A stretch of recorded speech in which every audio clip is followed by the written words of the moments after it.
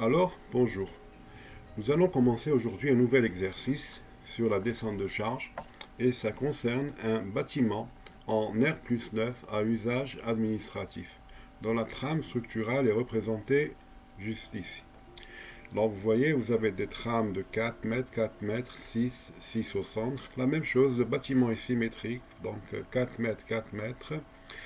Donc 4 mètres, 4 mètres, 6, 6, 4 mètres, 4 mètres. Et on remarque qu'il y a un porte-à-faux.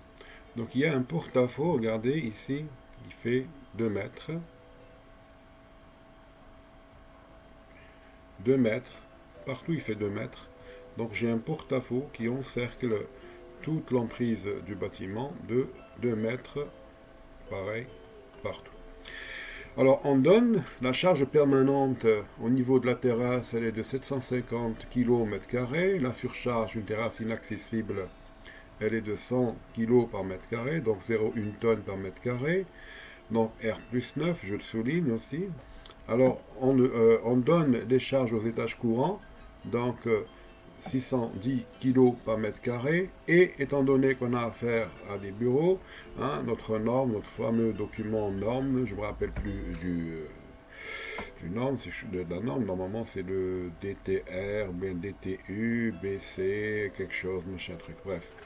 Donc il me donnait, donc pour des bureaux, 250 kg par mètre carré. Alors on demande de prédimensionner les poteaux supposés carrés, donc en rive,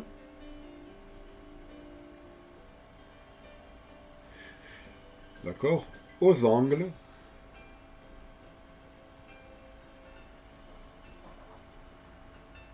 voilà, aux angles, et les poteaux centraux. On verra tout à l'heure quel est le poteau central qu'il faudra rechercher. Bien plus encore, on vous demande de dimensionner les poteaux de section circulaire encadrant le patio. Là, ici, vous voyez qu'il y a un patio. Un patio, ça veut dire qu'il y a un vide, donc il n'y a pas de plancher.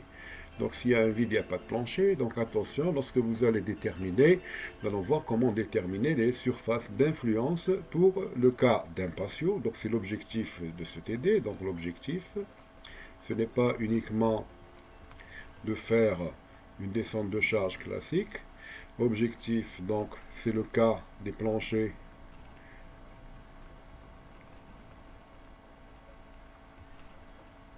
avec patio, mais aussi le cas des planchers avec porte-à-faux. D'accord, porte-à-faux. Et nous allons voir aussi, en troisièmement, quelque chose d'important aussi, comment prédimensionner, prédime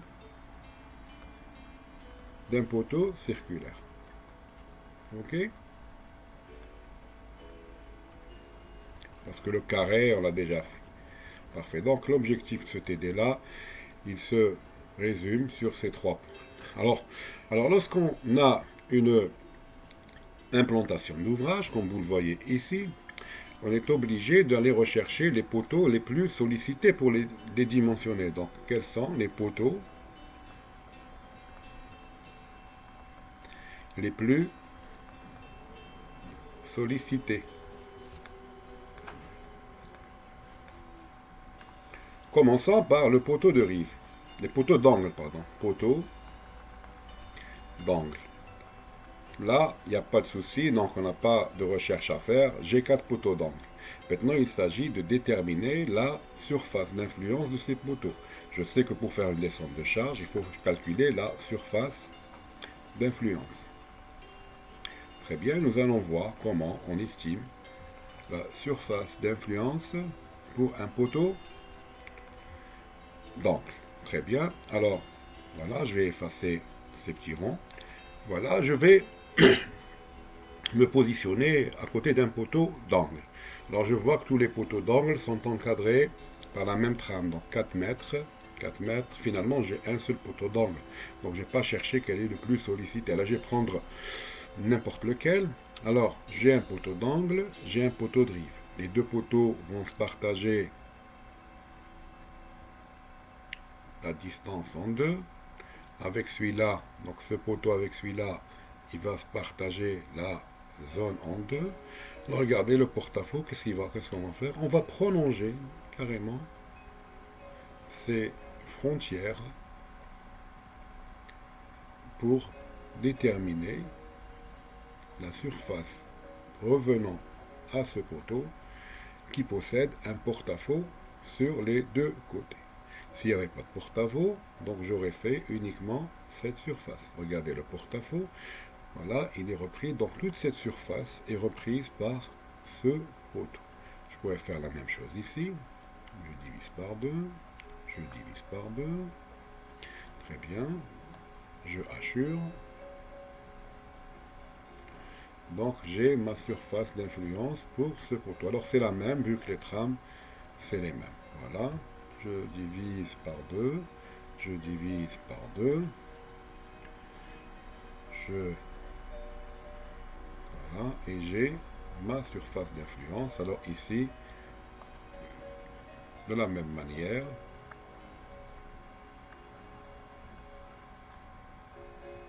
voilà, et j'ai délimité la surface d'influence de tous les poteaux. Alors j'aurais pu déterminer une seule, vu que c'est la même, donc c'est les mêmes trames, voilà. Alors ici j'ai 2 mètres, ici j'ai 2 mètres, ici j'ai 2 mètres, donc c'est 4 divisé par 2, et ici j'ai 2 mètres. La surface, ce sera quoi pour le poteau d'angle? S angle, ça sera quoi? 4 fois 4. Et ça me donne 16 mètres carrés. Parfait. Alors, pardon, examinons maintenant, mais recherchant la surface d'influence pour les poteaux de rive. Alors, pour les poteaux de rive, qu'est-ce que j'ai? Où sont les poteaux de rive? J'ai celui-là, celui-là, celui-là. Alors, je vais rechercher celui qui va être le plus sollicité. C'est celui qui aura la plus grande surface. Alors, sans peine, vous pouvez voir que c'est celui-là. D'accord? Je vais diviser la distance par 2, jusqu'ici. D'accord? Kiff, kiff. Et, regardez, j'ai la surface d'influence de ce poteau de rive. Donc, qu'est-ce que j'ai? J'ai 2 mètres, 2 mètres. Alors, ici, il y a 6 mètres, vous voyez, divisé par 2, donc ça fait 3. 3. Donc, ma surface d'influence pour le poteau de rive le plus sollicité. Je rappelle que je recherche les poteaux les plus sollicités. Sans ceux qui ne sont pas très sollicités, ça ne m'intéresse pas. On va les dimensionner toujours, on dimensionne toujours par rapport au poteau le plus sollicité de la famille. La famille angle, c'est celui-là, 16 mètres carrés. La famille rive, c'est ce que je suis en train de faire. Donc S rive, pardon.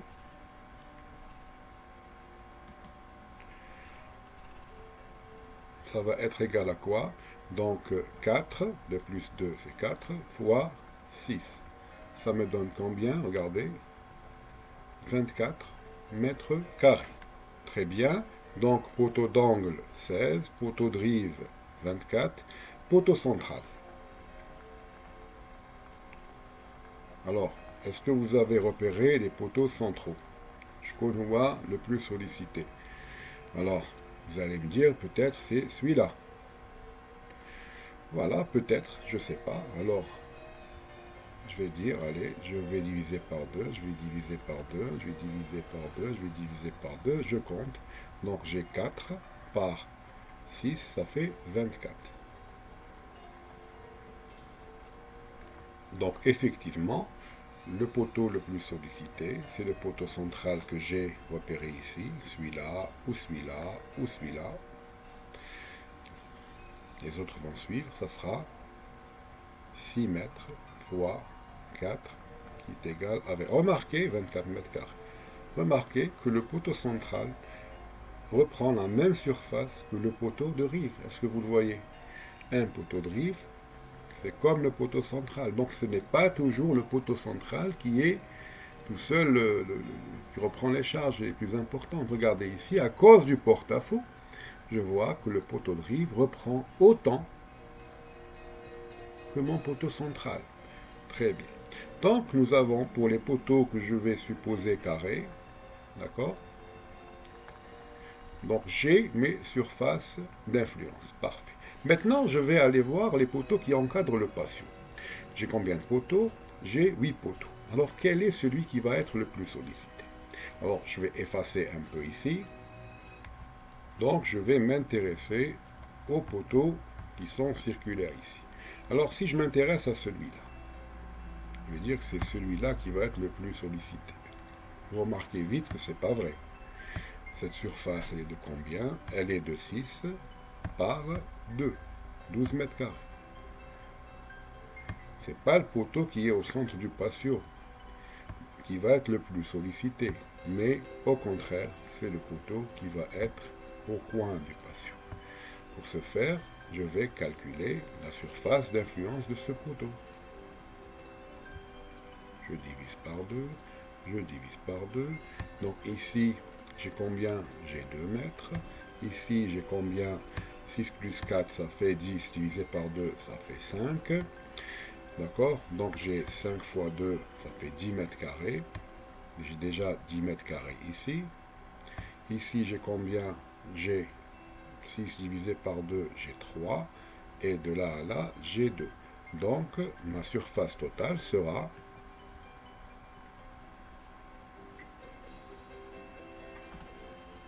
Voilà, une petite vérification s'est imposée. Donc, 2 poteaux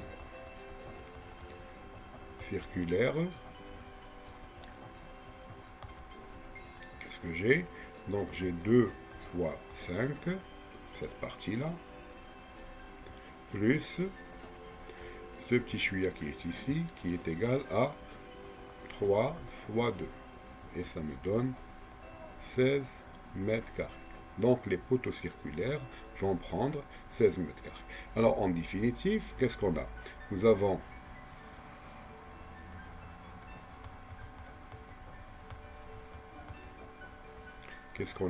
Nous avons les poteaux d'angle qui reprennent dans les poteaux de rive et les poteaux centraux reprennent exactement la même chose, et donc nous allons leur faire la même descente de charge pour le moment. Et les poteaux circulaires, alors poteau circulaire, je fais ça, il reprend 16 mètres carrés. Les poteaux de rive et d'angle 24 mètres carrés, et le poteau d'angle, il reprend 16 mètres carrés. Donc, notre descente de charge va concerner, et notre dimensionnement va nous concerner combien de types de poteaux? 1, 2, vu que c'est la même surface, et 3. Donc, le premier type, deuxième, et troisième type. C'est du circuit. Alors, maintenant, au lieu d'aller faire mes calculs comme vous avez l'habitude de le faire, je vais vous présenter une petite manière de le faire avec Excel. Alors vous n'allez pas me le faire avec Excel, s'il vous plaît. Essayez de le faire avec votre calculatrice. Mais toujours est-il, pour ne pas répéter toujours la même chose et d'essayer d'apprendre à chaque fois des choses nouvelles, je vais essayer de vous montrer comment utiliser Excel pour faire une très simple descente de charge. Voilà, je vais allumer Excel. Alors voilà, donc je viens d'allumer une feuille Excel. Alors sur cette case-là, je n'ai qu'à écrire niveau. Alors je vais mettre 9, 8, 7, 6, des niveaux, 5 jusqu'au rez-de-chaussée, 4, 3, 2, 1, et puis rez-de-chaussée. Parfait. Alors juste ici à côté, je vais mettre NG. Je vais écrire NG. Ici, je vais calculer NQ. Ici, N ultime. Parfait. Alors, je vais dire que je vais m'intéresser aux poteaux de rive ou centraux. Allez, poteaux de rive, j'écris donc, ou centraux. Là, c'est du texte, il n'y a pas de souci. D'accord? Voilà, c'est du texte. Je peux le mettre en surbrillance. Je peux, regardez, mettre des bordures, voilà, avec Excel. Alors ce que je vais faire ici, je vais pointer sur la case de NG. Et je vais écrire la formule. Alors l'effort normal NG au 9e étage, donc il y a la terrasse au-dessus, ça sera quoi? Alors ça sera quoi? Pour écrire une formule avec Excel, il faut mettre égal, quoi? Donc la valeur que je vais calculer ici, c'est quoi? C'est la surface d'influence du poteau drift, c'est quoi? C'est 24. Pardon, 24, que multiplie quoi? La surface plutôt que multiplie la charge de la terrasse, puisque c'est NG. Donc 0,750. Je mets 0, regardez, 700, ici, 50. Je tape Entrée. Voilà, il me donne 18 tonnes. Je peux vérifier avec la calculette. Très bien. C'est quoi, j'ai dit? C'est 24 fois 0,75. C'est ça, c'est 18. Voilà. Bon, j'ai mis pas les mêmes unités. Très bien. Alors maintenant, je vais descendre d'un niveau. La valeur qui est ici, c'est quoi? L'effort normal NG qui est là, c'est quoi? C'est l'effort normal qui vient au-dessus, plus la valeur de l'effort normal dû à G étage courant. Alors qu'est-ce que je vais mettre? Je vais mettre égal, regardez, égal, c'est une formule, pardon, égal. C'est quoi? Ce qu'il y avait au-dessus, donc B4, la valeur B4, et je vais lui rajouter quoi? Je vais lui rajouter la part de l'effort normal revenant à ce poteau, donc le poteau drift, pour le cas G étage courant. La surface, c'est combien? C'est 24, donc plus 24, fois, quoi? G étage courant, 0,610. Je tape Entrée. Je trouve 32,64. Je vérifie avec ma calculette. On a tout à l'heure, j'avais 24 fois la charge de la terrasse, 0,75. Je trouve 18. Je lui rajoute ce qui vient après, toujours 24, mais maintenant fois l'étage courant, 0,610. Je ferme la parenthèse. Je trouve pas la même valeur. Donc je me suis trompé. Non, je manipule très mal la calculatrice de Windows. Alors je répète, donc c'était 18 plus 24 fois 0,610. Voilà, j'ai mis 24,661 tout à l'heure. C'est pour ça. Je trouve, oups, je ne maîtrise pas bien cette calculatrice. Alors, 18 plus 24 fois 0,610. Voilà, 32,64, la même valeur. Pour trouver la valeur qui est en bas, je vais rajouter toujours cette même quantité. Donc, plus 24 fois 0,610. Je trouve 47,28. Et je peux faire ça avec la calculatrice. Non, moi je vais le faire avec Excel.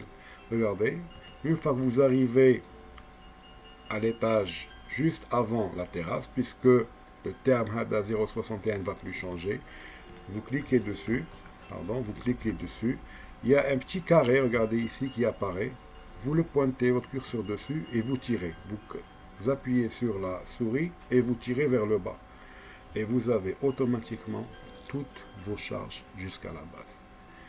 Je vais refaire pour NQ. Alors pour NQ, c'est quoi? Pour la terrasse, ça sera... Pardon. Ça sera quoi? C'est égal à 24. La surface d'influence.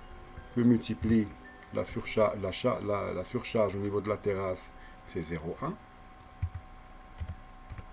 Je tape Entrée. Je trouve 2,4, c'est logique. La valeur qui sera ici, c'est quoi? C'est cette valeur, plus la surcharge, les étages courants. Je mets égal, regardez, égal, pardon. Le clavier des laptops, ils sont embêtants. Très bien. Alors, ça sera quoi? Ce sera la valeur qui vient du dessus. Je clique là une deuxième fois, plus plus 24 fois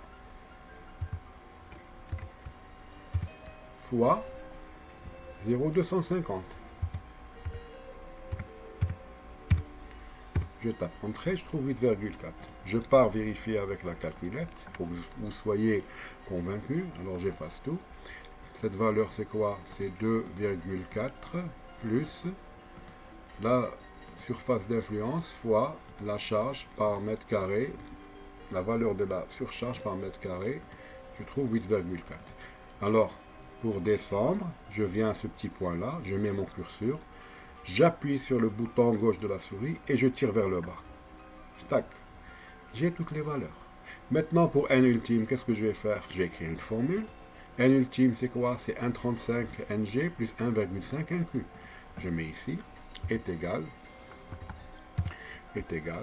à 1,35 que multiplie quoi? La valeur de Ng, je ramène mon curseur, je clique dessus, voilà, je remonte ici, je reclique, je dis plus quoi? 1,5 fois quelle valeur? Je clique sur, je ramène le curseur, je clique sur la case de NQ. Et je tape entrée. Et j'ai 27,9. Je vérifie avec ma calculette de Windows, que je déteste. Vous ne pouvez pas l'imaginer. Combien? 18 fois 1,35. Voilà. 1,35. Si tu veux aller vite, tu vas moins vite. Plus 1,5 fois 2,4 égale 27,9. La même valeur. Alors, pour faire les calculs en bas, qu'est-ce que je vais faire? Je vais ramener mon curseur ici au point, je clique dessus et je tire vers le bas. Et j'ai les valeurs de calcul. Alors, on peut aussi directement calculer la section du poteau. Donc, je vais mettre A, calculer. Vous vous rappelez de la formule? La formule pour calculer un poteau carré, on avait dit que A supérieur ou égal à racine carrée de n exprimé en méganewton divisé par 10. Pour exprimer les fondants n ultime, pardon, voilà, n ultime. D'accord, je sais que une tonne aussi, puisque je travaille ici en tonnes. D'accord, qu'une tonne c'est 10 moins 2 méganewton. Parfait. Donc je peux écrire la formule directement là. Ça sera quoi? Je vais calculer A. Je vais mettre égal, comme toujours, égal. Alors racine avec Excel, ça s'écrit, vous mettez R-A-C. Voilà, racine. Voilà. Je double-clique. Racine de quoi? D'une valeur de n. Voilà, ça c'est n, que je multiplie directement par 10 moins 3. Parce que là, c'est 10 moins 2 divisé par 10, ça fait 10 moins 3. Donc que je multiplie directement par 10 moins 3. Alors 10 moins 3, c'est quoi? C'est comme si je multipliais par 0. Pardon, 0,00. Je ferme la parenthèse, très important. Je tape entrée. Je trouve 0,167. Alors, la même chose, pour faire les calculs pour la suite, racine de n sur 10, je ramène mon curseur ici, je tire vers le bas, et j'ai les valeurs, regardez, jusqu'à 0,53. Alors ici, je peux, donc A choisi. Ici, je vais prendre 16, 20, j'ai dit on prend toujours 25. Ici, 23, je prends toujours 25. Ici, 29, je prends 30. Supérieur à 29, donc c'est 30. Supérieur à 33, c'est 35. Ici, 37, c'est 40. 41, je prends 45. Regardez comme la section du poteau augmente au fur et à mesure. 0,44, je peux prendre encore 45, il n'y a pas de souci. Ici, c'est 50. Ici, regardez, 0,507, c'est 55. Ici, c'est 55. Vous voyez, donc vous allez avoir toutes vos sections ici calculées avec Excel très rapidement, sans vous encombrer des calculs. Alors je vais vous transmettre donc ce fichier, mais promettez-moi ne pas l'utiliser parce que je vais vous demander de me terminer l'exercice avec l'ensemble des prédimensionnements et vous allez me le rendre s'il vous plaît sur la plateforme Classroom. Et donc ceci met fin à la séance de TD. Pardon, juste avant, pour vous rappeler comment calculer un poteau circulaire. Alors j'ai failli oublier, parfait.